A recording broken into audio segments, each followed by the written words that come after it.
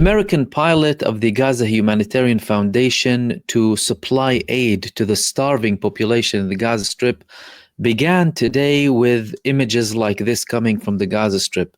People queuing in cages, the American and Israeli forces putting them in like animals to wait for a box of food after an engineered and carefully calculated starvation campaign taking place for several months. After, of course, a siege that took place for a very long time, even before the 7th of October. Now, the United States is coordinating all of this with Israel, and despite the fact that Jake Wood, the main person behind the organization, resigning due to concerns of lack of impartiality, independence, and basic breaches of humanitarian law in how the aid is going to be distributed, they started this pilot, they started this attempt today. And the scenes that are coming out from Gaza are quite dystopian. I mean, to say the least, they are dystopian. Images of people forming in all of the centers. For example, look at this video over here. People running away after shots were fired from some of the people who are in charge of course, supplying all of this aid, the American mercenaries, as if the world is ending. These are the images. Of course, Israel and the propaganda machine, they released a few images of people, casually holding boxes and leaving Gaza as if everything is wonderful, 5, 6 people. This is the reality. Basic necessities going in, hardly to cover anything, by the way. Talking about people with families in Gaza. Many of them have many children, of course, people starving to death after so many months of genocide and campaign. Look at this here. Again, people running away, fleeing all of the gunfire.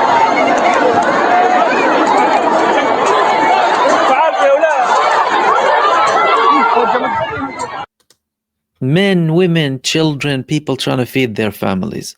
Look at that, running for a box, by the way, box. And Israel, by the way, thousands of trucks are waiting before the Rafah crossing and other parts too. And some of the Israelis are throwing barbecue parties on the borders with Gaza, eating like pigs, while the population in Gaza is starving to death, and burning aid and stopping aid trucks from going into the Gaza Strip. So Israel is admitting that things are not really going very well, and they're claiming that some people are stealing the aid and what have you, storming. People are starving to death. They want to feed their loved ones after nothing went into Gaza for over 70 days, almost 3 months, nothing going in. And some of them are criticizing the population. Oh, they're storming, and some of them are stealing. These people are, when you're starving, when you haven't eaten anything, when you have responsibility to feed people, you're going to have images of people rushing into. That's very, very natural. But the way that all of this is being implemented, you're talking about an engineered and carefully calculated campaign with an amount of calories that is not suitable for an average person globally.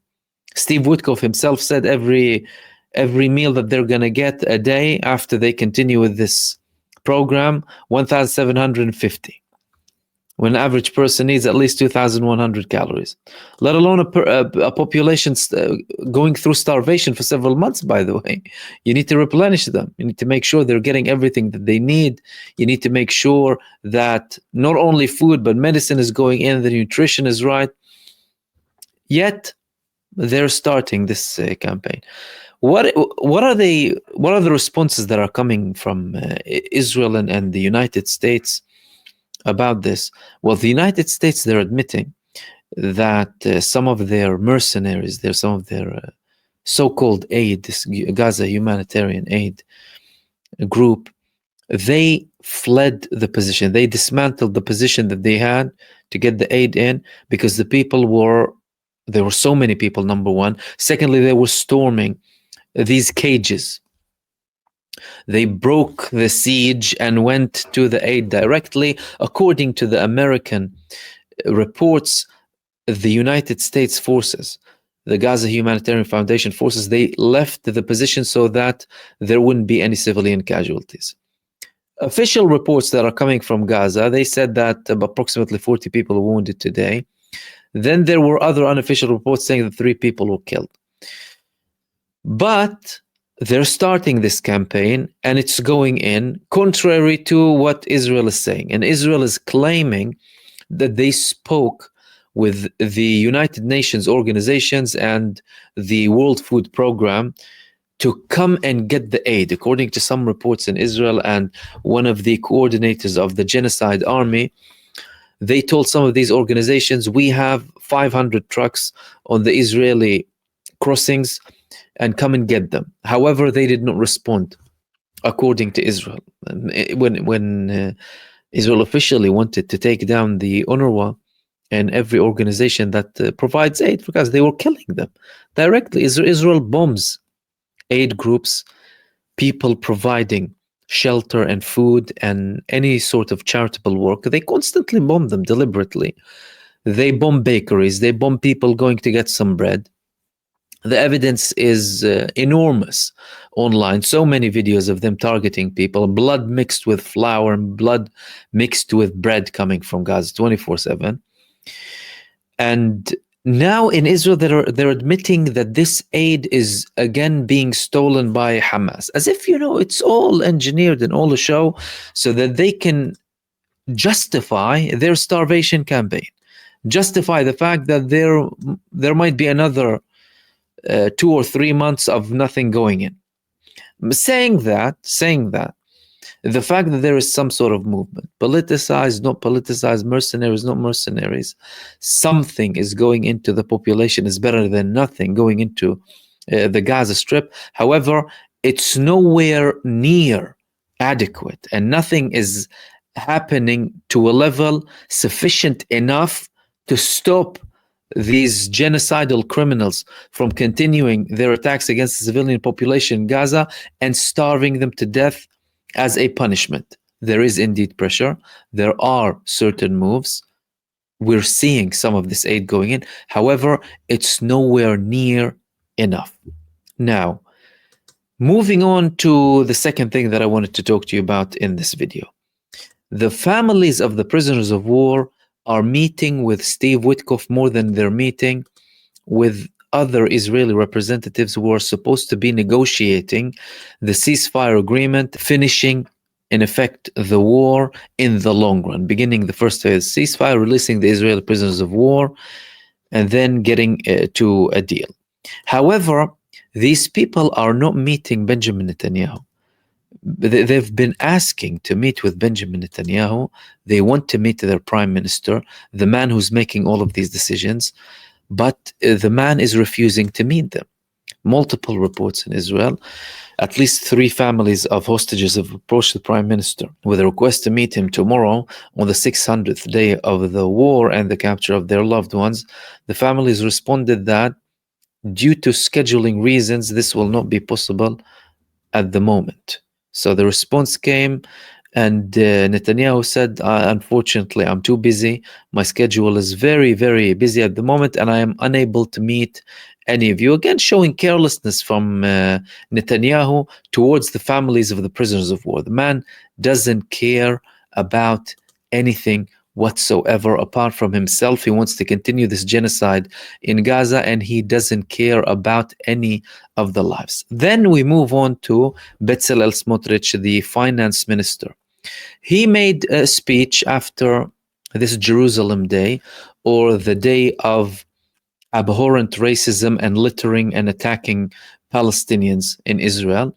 People march into the eastern part of Jerusalem, next to Al-Aqsa, all of these areas, death to Arabs, death to Prophet Muhammad, swearing, and they're protected. But this time they had someone, of course, protesting with them. His name is Bezalel Smotrich, the Israeli finance minister, who made some interesting statements in one of his speeches that he made. He was saying that, well, everything is going as we want. We are about to capture Gaza. we're controlling Gaza now. He said many times before as well that they're not going to withdraw from the Gaza Strip, and that they're going to build settlements back up again in Gaza, that this war is going to continue up until they achieve all of the objectives of the war, what they declare as the objectives of the war. However, he made very interesting statements in relation to Jerusalem and also the third temple. There are threats, constant threats and plans from Israeli movements saying that they want to destroy Al-Aqsa and build the third temple. And Smotrich in his speech said, we are not afraid of the word occupation. We are liberating Gaza and settling in Gaza. We are at the place where it all started, in the place of this mount, all thanks to God, according to him. I don't know what God he refers to, or what he or any genocide supporting maniac worships exactly. We are all giving force to God. Again, I don't know which God he's talking about or which thing. Giving force to tens of thousands of our brave soldiers that are right now in Gaza to bring us security, to give us victory, to make us proud. There are some people who are worried about victory, but we are not worried about victory or from victory. Let's give power to our soldiers, he said. Are we afraid of victory? Are we afraid of the word occupation? We occupy Gaza, we liberate Gaza, we settle Gaza, we defeat the enemy. And then we will build the temple. He said, we will build the temple in Jerusalem in a blatant threat, by the way, to destroy Al-Aqsa Mosque like they plan. Ben Gvir, his colleague in genocide and in abhorrent racism, he went to Al-Aqsa the other day with thousands of squatters, again saying that I'm going to pray. I'm going to be praying in Al-Aqsa, and this place is ours, all sorts of statements. But now this is officially coming from the finance minister that they're actually planning to build the third temple, an outright threat to destroy the third holiest site in Islam, which is Al-Aqsa Mosque. Are there any responses coming from the Muslim leadership or Muslim or Arab governments?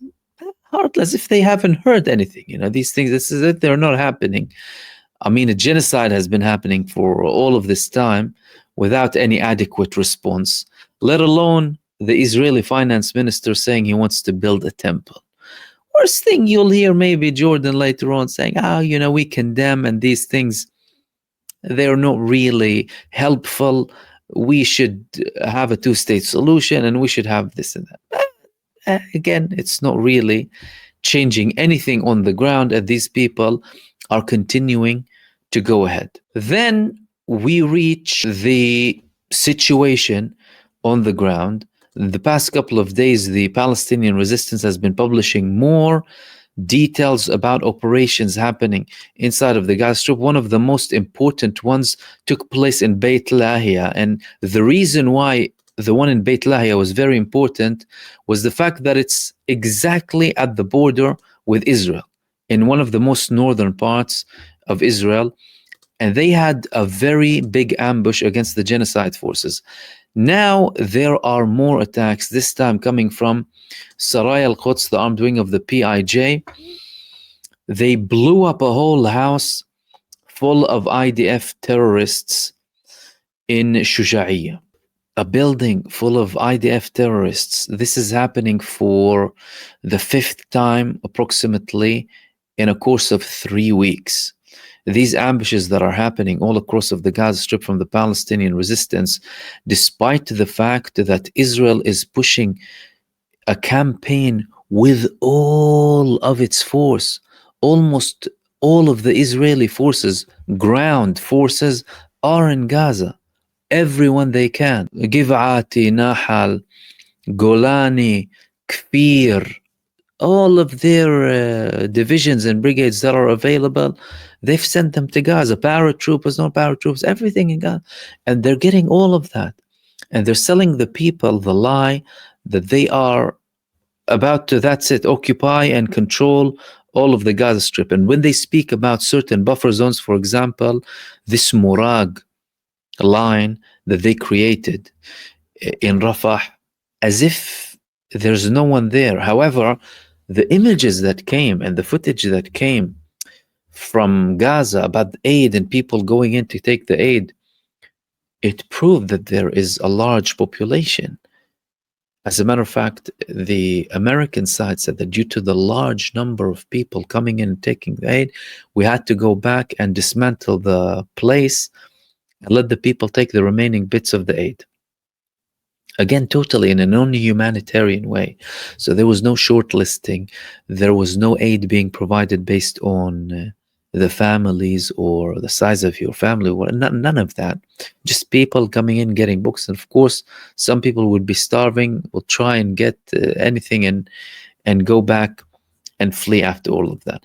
But the fact that the Palestinian resistance is still able to conduct very heavy attacks against the terror forces of Israel and Gaza is proving that this whole campaign is ineffective against the Palestinian resistance. Not only publishing these actions coming from the Palestinian resistance with recorded footage, analysis, detailed mapping of where the Israeli terrorists are, and also luring them with an ambush. So you have intelligence, you have everything that they need in terms of planning, the relevant weapons being used against the Israeli terror forces, and they're recording all of that and publishing it to the people, with Israel confirming that they are getting attacks. Less so in the past week or so, by the way. Israel was confirming that it was being hit more when the armed wing of Hamas was starting to attack more with what they called the Gates of Hell campaign that they opened against Israel in South Gaza that extended to other parts too. But recently, Israel hasn't been confirming that it's getting heavy attacks in Gaza, probably due to pressure from the Israeli government. Because previously, Israel was very, very quiet about the intensity of attacks that came from the Palestinian side, and it didn't really reveal any details up until it went really big, up until things started to escalate further, and up until some information was recorded or leaked or passed censorship. It was inevitable to publish it to the Israeli public. But now they clearly took a step back in terms of confirmation or admitting that certain things are taking place against the Israeli genocide forces.